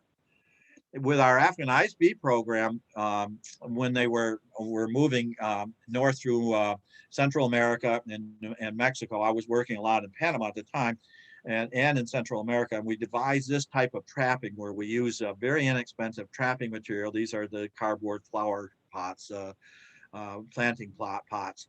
We would just hang those, and we would then be able to tell as Africanized bees moved into an area when we would start getting catches in these various traps that we'd hang out. So whatever might be, rock your boat, a nuke box, a Langstroth box, some sort of a capture box. Instead of waiting for them to come out, let them come out, let them bivouac, and then capture them in your bait hives. Now, bait hives are baited. We put in 1 or 2 drawn comb, darker the better, smelly. We take lemongrass or Swarm Commander, which is available from the supply dealers, and put just a couple of drops. Don't overdo it, just a couple of drops on the outside so that the wind wafts that smell off from the entrance. And then we put in, this is a 10 frame laying, so we would put in 8 frames that do not have comb, do not have foundation, but most of them will have foundation strips. When bees look for a new home, they like to go in and fly about. So if we put 10 frames here, they could do no flying. So we put the 2 drawn comb on the edge, and then in the middle, they can fly about. When they move in, if we don't notice them right away, they're going to use those frames with a foundation strip to draw a foundation right away into drawn comb. And we've got a box we don't have to do anything with. Unfortunately, with these flower pot cylinders, etc., we actually have to transfer any comb that they build out of them into frames. You tie it in the frames. And as I indicated, a 5 frame nuke just may not be enough, but it depends what we have available. So old bee equipment, old combs, good bait hives, some way. As I say, I'm not a ladder person. This other guy, Chris, is not. So this is his way to get them down once the bees settle home. So let me go back to this diagram I offered you earlier from Christina Grosinger. I indicated how there's lots of preparation. So the stage that we're at now is capture is exodus. This has to do with bees running about, telling their sisters it's time to go. Other bees, scout bees, have been looking for a place to go to in the meantime. So they come out, the queen joins them at some point. They know that because of her pheromone. So there's this mass of bees, their migration, to form a temporary bivouac. So at the temporary bivouac, the queen holds the bees together. This is where they're on that brochure way up in a tree. And it's mixed with the workers themselves also adding a pheromone, their scent pheromone. And then a number of things happen. Scout bees continue looking for a new home. And then they will repeat the messages they gave the bees back in their home site, the original home site. They will run around on this. They will do dance language saying where to go, etc. And then the bees will again migrate for the second time and then move into a new site. Now, again, this may be work addition not only to queen, but also the workers with their pheromones. This is where we want to put up our bait hive. Earlier, when I showed you walking away with the swarm or the bees in a tree, that's this bivouac. So you have the opportunity of catching them at their bivouac site or with bait hives, capturing them before they find something better. And that's why you want the scent.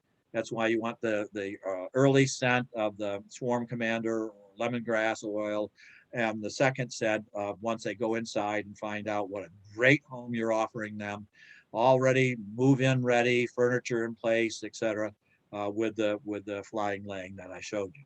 So either way, in terms of our swarm capture, or either stage in terms of our swarm capture. All right, let's wrap this up. There is a fourth stage that I can mention in swarming, and that's post-swarm management. There's something more than we can do about swarming. Here they came out and they landed on a trunk of grapevines, for example. This is going to be a little bit harder to capture. You're going to have to scrape them off, brush them off. But, you know, different sites offer different opportunities. Well, we can do more for post management to make ourselves happy and to make the bees happy as well. A person that has written a good deal about swarming is a fellow from Pennsylvania by the name of Steve Rapaski. Steve keeps about 150 colonies on the airport property of Pittsburgh Airport, and manages that number. Plus, he has about 50, he says, at home that he's also managing. So, in his book on the swarm essentials, he tries to answer this question of, okay, our colony is swarmed. What are we going to do? What are we going to do with the colony that is swarmed? How are we going to figure out which one swarmed? He offers some possibilities. One is returning the bees to the mother colony, the colony that it came out of. That may just possibly make the whole situation just not change it at all, and they'll come out the next day or a couple days later. If you capture that queen in the swarm that came out and kill her, or put the bees back together, they may come with virgin queens. And just telling which colony swarmed is kind of, unless you catch them right away, it's kind of impossible to do. So what you can do with your swarm is make a nuke out of it. That way you have a brand new colony. Swarms are a marvel for drawing foundation. We always need more drawn comb, but they are just marvelous for drawing new foundation.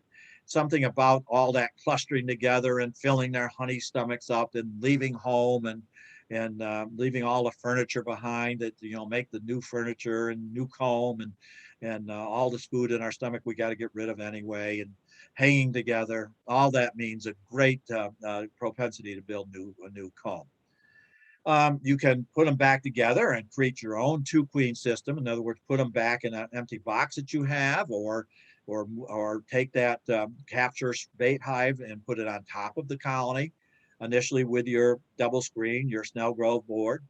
Use two colonies to produce more honey. So yeah, they swarmed, they divided, but you captured it, or you captured a swarm at least, so you can get back and then build your powerhouse by putting two queens in one unit and building a powerhouse where you're going to need 3 or 4 supers instead of 1 or 2. Or you could, of course, sell, give it away, shake the bees into a package, sell it as a package, sell it as a nuke after you put them in your own box. This is a good way to recoup your money. Honey is always an unknown. Am I going to get any honey this year? Am I going to get a lot of honey or a little bit of honey? Am I going to be able to sell it for $10 or $20? Am I going to get enough internet traffic to cover my shipping costs this year to sell my prized honey, et cetera? Well, this is the fast track to getting some of all those $50 bills back by selling bees, selling nukes, selling packages, selling the swarms that you capture or the bait hives that you capture. Okay, here's the book, Swarm Essentials, Steve Rapaski. It's available from the publisher, the same one I use, Wickwash Press, or from Amazon. If you've got any confusion about some of the details in terms of swarming, I hardly recommend that you look this up and add it to your bee library if you don't have one right now. One other thought you might think about, in this month's Bee Culture magazine, I have an article about colonies getting too big. What do you do with those colonies that become defensive? And that really means colonies often that are too big. We don't have the skills to handle them. But a second article in there is by a fellow by the name of Dan Wins out of Michigan. And he talks about using colonies, two colonies, to produce honey, not as two queen colonies, not putting them together, but keeping them separate, but supering singly. So here's colony 1, purple top, here's colony 2, green top, and then a queen excluder between the two, half covers on either side. You can go into the boxes. These are both queen right, but they're sharing the supers. And you can see you've got to put a few supers on. In this case, a bit optimistic perhaps, but the beekeepers put 6 supers on, expecting the bees to fill all 6. This is the way I manage Africanized bees. Africanized bees, you just can't allow to get big. They get too defensive. They sting animals, kill animals, bother the neighbors, sting me like hell when I try to go into them. So what we do is we keep them at sort of that just right stage, and we put 2 together and we tower super between them.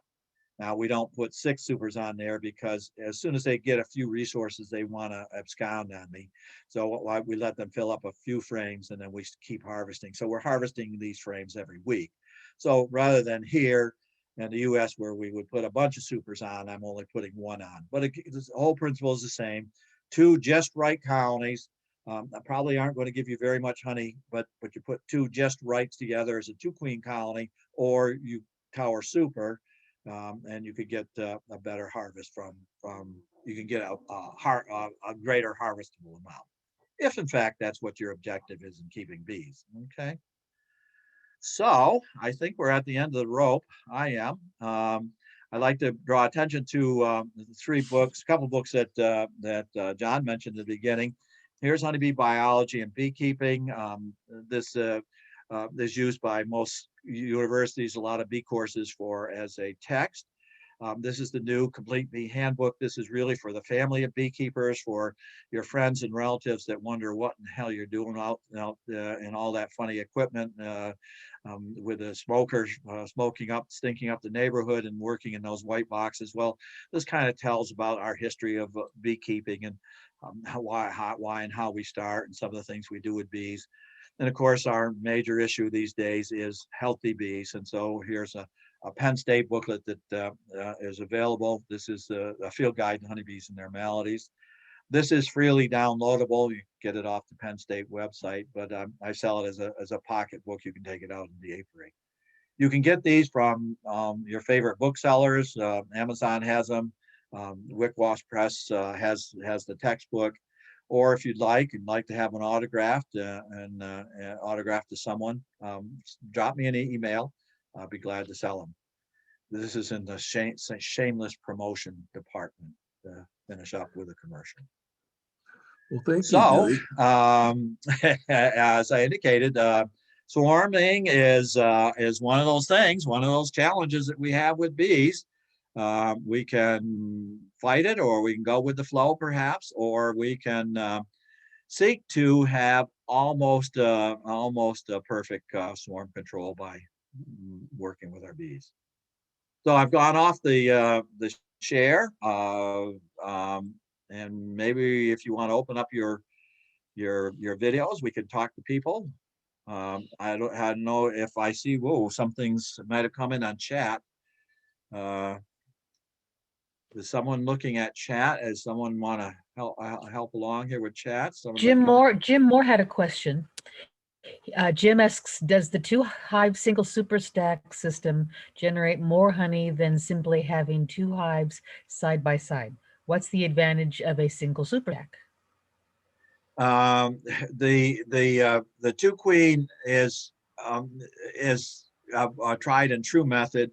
Once you start to try the tower method, you're going to like it a lot more. It's a lot less work, a lot less effort. Your colonies are not these strong. The problem with a 2-queen colony in one stack is that's a monstrous colony. Unless you really have a lot of experience and skills in handling bees, you don't want to mess with it. You really don't. Whereas the 2 just right colonies with the tower supering, it's just a lot easier to do. Do they store the same amount of honey? Yes, if the timing is right, certainly they do. And they 2 colonies put together will always store more honey than 2 colonies kept singly. Okay. And a couple of people wanted to know, will this PowerPoint presentation be available to us? These illustrations are very helpful. Yeah, it was recorded, and I have sent to John the entire PowerPoint. So I think he can post a PowerPoint just itself if you don't want to have to listen to the recording, just to run through the PowerPoints. I think he can probably post it on your website. Yes. Okay. And I appreciate those that I did acknowledge that were willing to share illustrations with me. Good. Okay. And Matthew wants to know, can a frame with queen cells be dropped into a queenless hive to revitalize the queenless hive? Yeah, it can. It depends how far along they are with queenless. If they're really queenless and our laying workers are starting to take over, sometimes nothing works. But it is one technique to try to recover a laying worker colony. So yes, they can. Okay. I have a quick question. This is Heidi. When you do a bait hive, how far away from the original colony would you place that bait hive? You can place it in your same apiary, and most of us have only our own home to place it in. You can get neighbors, see if neighbors will volunteer to let you place them in their trees. You can get sometimes permission from some landowners. So if you're next to, let's say, a forested area, get a permission from the landowner to put it there. The concept with bees is their temporary bivouac is close, often within view of where they left. Their home site, they'd like to go a little bit further. So the bait hive works better for trapping if you can locate them a little further away. A good way to do it is if you've got a relative down the street, you've got a buddy in the next neighborhood, you've got a coworker. Ask your boss at work if you can put them on the roof of the work where you might be working. There are a few stealth locations. I don't recommend stealth locations, but if that's your bag, go ahead and put them up and hope that no one damages them, destroys them, etc. So basically, use your imagination. But if you can get some locations, beginning, several homes to a half mile to a mile away from your site, those you might have a little bit more luck with. The things that those at your own home site might be drawing the swarms in from your neighboring beekeepers. So you still may have success with those. As a follow-up to that, I have a redwood grove that's very shady, obviously. And then I have a pasture that has some trees out. So would it be okay to put them in the redwood grove, or do you prefer to have a bait box out where it's more sunny? Tom Saley, in looking at scouts, which he's done a lot of, tells us the scouts find locations that are not hidden faster than they might not. So, for example, on the grove of the redwoods, on the edge of it, those trees more at the edge. But out in the orchard area, that would also be a great location. Locations can be on the ground. We find a little bit more success when we start elevating them. But certainly don't go to elevations where you got to have a ladder and an extension, and you got to put the ladder on the back of your pickup truck and endanger life and limb trying to get at it. 10, 12 feet actually works pretty darn well.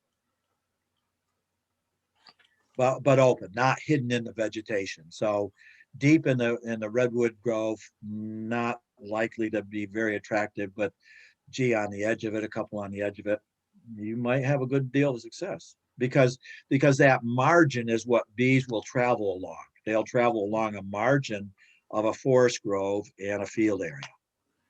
So they'll be looking there too. Thank you. So I've got one.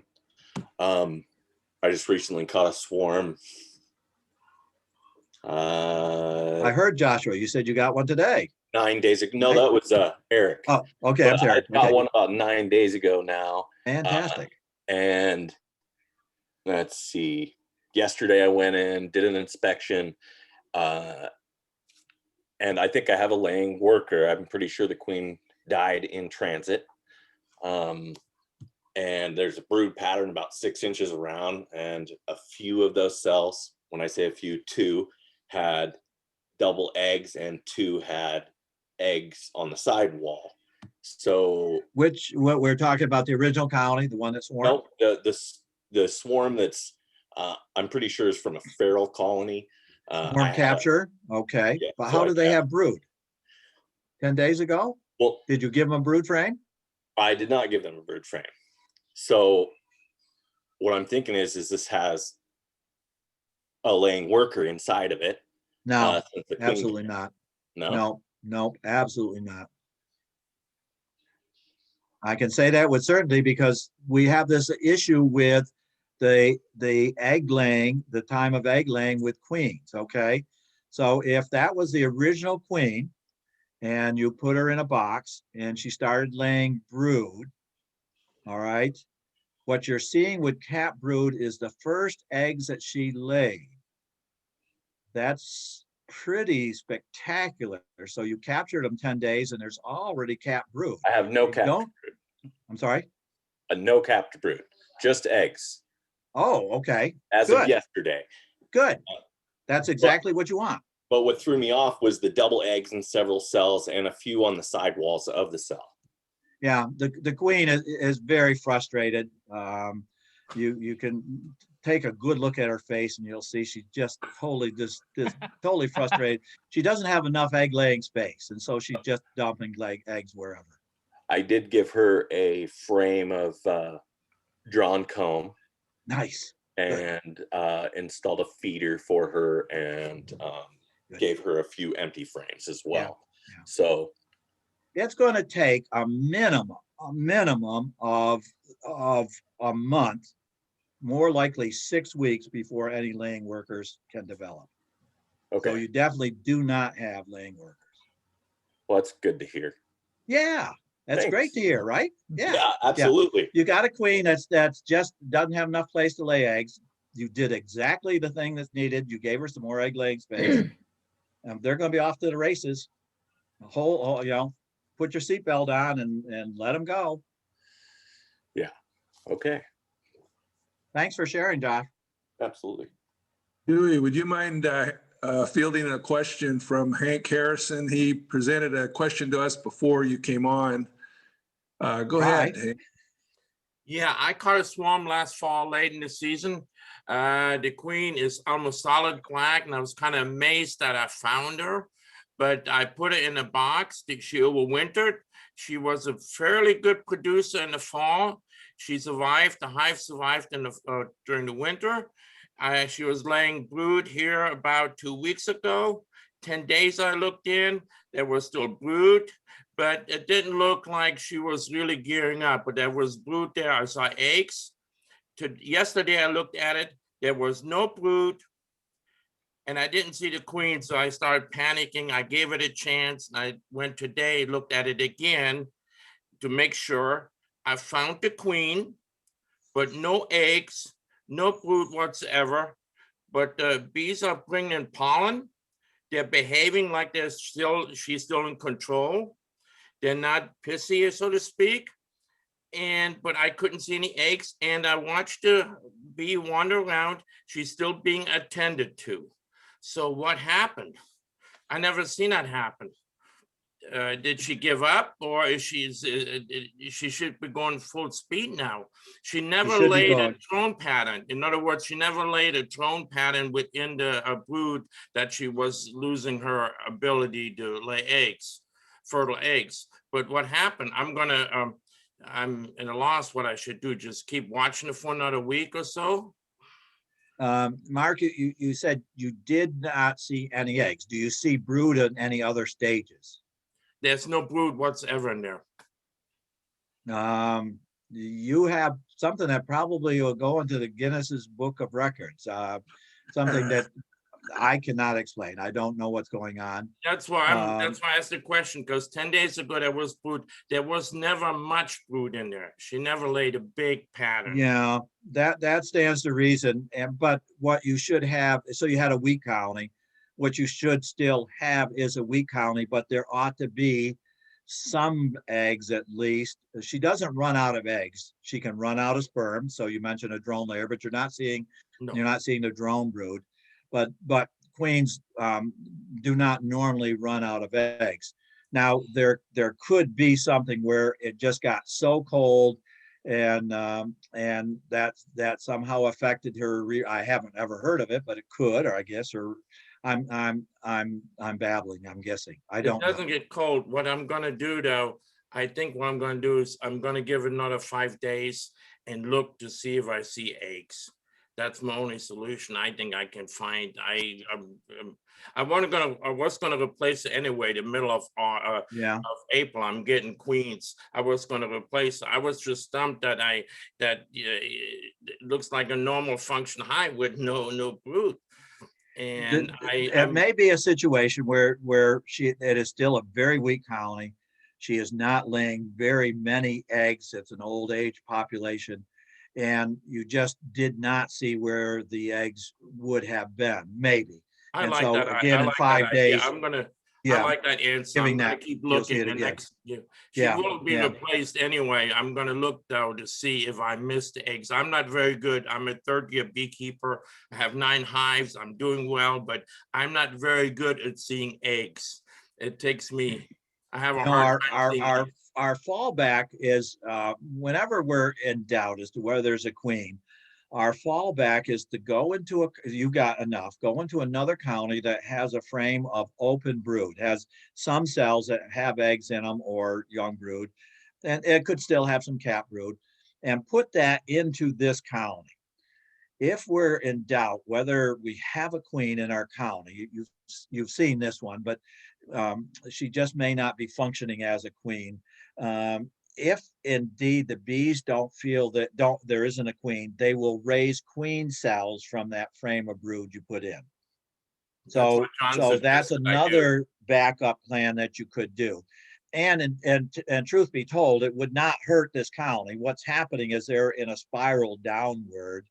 And so by putting a frame of brood in from another colony would certainly not hurt them, particularly since you're expecting to order a queen. By the time that queen comes, this colony just may not be worth spending a $40 queen on. They may be in that spiral down and down, and they're just so weak that they're really not worth. I have several strong hives that I can definitely take some brood away. That would be another good move. See what happens. Yeah. In addition to waiting 5 days, that would be another good move. Yeah. Well, thank you for your answer. Okay. Well, I didn't give you an answer. I said I didn't know.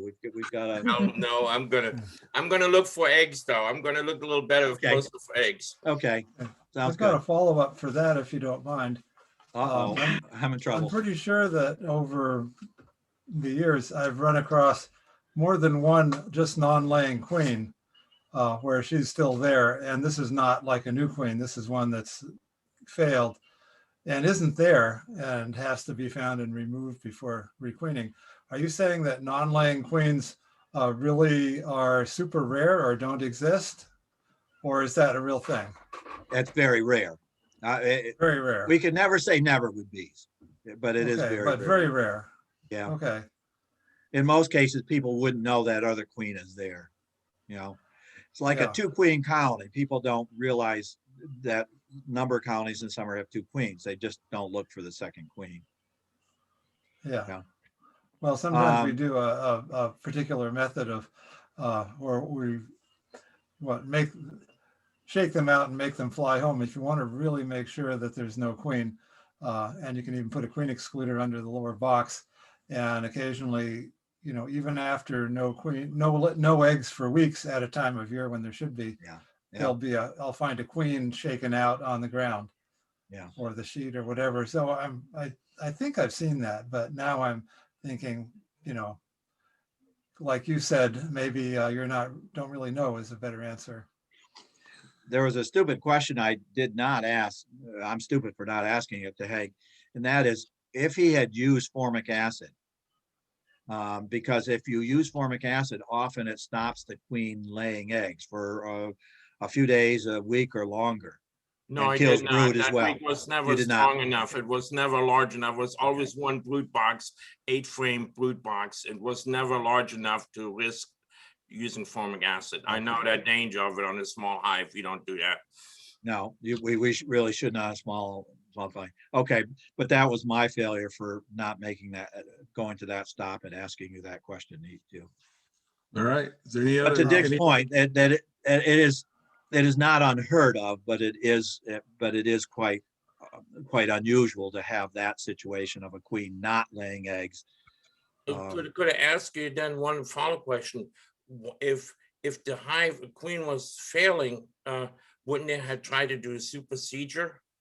Because even here in California where I live, it doesn't really get cold, and we do already have drones flying. Would they at least make an attempt to make a new queen? Because it's so strange. They're still attending to her. I watched her. She's still being walked around, and she's still looking. So maybe I didn't see the eggs today. I'm going to try again to see if I find eggs. But I'm going to put, from a strong hive, I'm going to put a frame of brood in there and see what happens. Okay, the way the honeybees, the worker bees, evaluate mom is on her queen pheromone, not on, we don't believe, not on her egg laying capability or lack thereof, it sounds like in this case. So she can be a queen, still producing the pheromone. So the bees know, quote, mom is home because they're getting enough of this fix of that mom's chemical every day. And your observation that there's some attendance to her as you see her on the frame. Yeah. There's still yet one other possibility, and that is she looks to us like a queen, but she could be an intercaste. She could be a attempt of the bees to raise a queen. The queen has part worker characteristics and part queen characteristics because they were rearing her from a larva that was older. And in that case, she just may not have the number of ovarials that, quote, a normal queen would have, so that the amount of eggs that she could lay is not, quote, anywhere near what a normal queen could lay in eggs, because she just doesn't have the eggs being formed in enough ovarials in her body. Yeah, she So never did have a queen. big brood pattern, even during the fall, and never. You never did? Pattern. No. No. Okay. Thank All you. right, any final questions, or we're going to let Dr. Caron go? Christine. I have two. Actually, they should be pretty quick. I think I heard, but I'm not positive. Did I hear you say that redwood is a pollen source? Redwood? No. Okay, thank you. My mistake. And then Red bud. I said red bud. Oh, thank you for that. Okay, I heard redwood. Anyway, the other question that I had was, I was scrolling through some videos on my iPhone, and I happened to accidentally somehow just notice the date, and there were videos of swarms, and they were on the exact same date in consecutive years. Have you experienced that? Oh, geez, I never kept that good records. I must confess. Swarms coming in the same location, everyone knows that. Once they've landed on that tree, on that site, yep, they somehow leave smells. So that situation, but the exact same dates, it doesn't surprise me, but I get my records would not be enough to be able to do that. Well, it was shocking to me, and I just happened to notice the date. It was like April 22nd of 2018 and 2019, and it was out of my apiary, and I had good video, like a couple-minute video of it at least, and I was like, oh wow, well, at least I gotta do something about swarm control before April 22nd. There you go. There you go. I was at 30 years at the University of Delaware. My son was born April 2nd. And I could expect a swarm within the week after. So that I did know. With sometime in that next week, I would have a swarm. And almost every year, you know, for his birthday, I couldn't give him the swarm as a birthday present, but I still had to buy him a birthday present. Well, that's funny. True story. I came home for lunch every day on a because I'm a split shift worker for a school. Anyways, and I'd come home and like 5 days in a row, every day at 2 o'clock, or 1:30, something like that. In between 1 and 2 o'clock, I had swarms leaving my hives, and it was like. For myself, I do some of the community quilts. Okay. Interesting. Yep. It's getting on. I mean, that's, you know, one of the things we shouldn't ever try to do is absolutely control all the swarms, every last, 100%, because they provide us with such lovely tales of the swarm that got away, the swarm that didn't get away, the swarm that drew the crowd, the swarm that stung me. You know, we have all these lovely, lovely tales of our attempts, our mostly successful attempts at swarm capture. And think if we didn't have swarms, that would all go away. How sad. No, I love them. Thank you so much. Awesome presentation. All right. Thank you, everybody. It's about 8 o'clock. Yes, Thank you. that was Dr. Thank Garrett. you. Thank you very John. much. Thank you, John, for I'm so allowing me to glad. go on ahead. We'll have to have a chance to come back and hear your take to get everyone straightened around on this, to get Now you hit a all the home real run on good this stuff. one. Hit a home run on this. That was This great. is the most people. This is the most people that we've had in a meeting ever at Zoom. Well, All right. we'll have to arrange an in-person meeting once we get back together. So That sounds Definitely. wonderful. Definitely. I've been to Del Rio, I've been to several in California, but never to Humboldt. So thank you for inviting me. Well, we would love to host you. Thank you. Take All care. right. Good night, all. Okay. Good night, Good everybody. night. Thanks again, Bye. Dr. Or Curry. good swarm control. Bye. Yep. Good night. Night. Right. Peace out. Bye, Mary. Thank you. I'm just going to end the meeting for everybody then. Okay. Thank you, Christine. Okay. Good Thank night. you, Carol. Thank you, Janine. Thank you, John.